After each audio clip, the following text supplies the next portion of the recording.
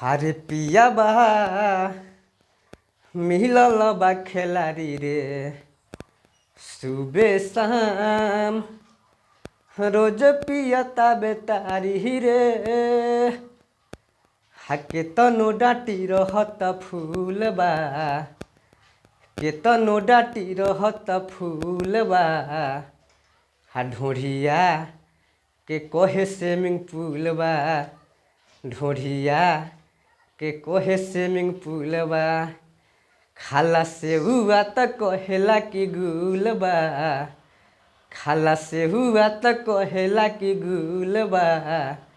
आ ढोढ़िया के कहे स्विमिंग पूल बा ढोढ़िया के कहे स्विमिंग पूल बा।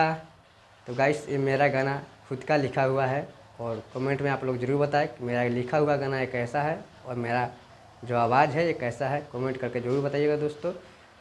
तो दोस्त वीडियो को लाइक भी ज़रूर कीजिएगा और शेयर भी ज़रूर कीजिएगा।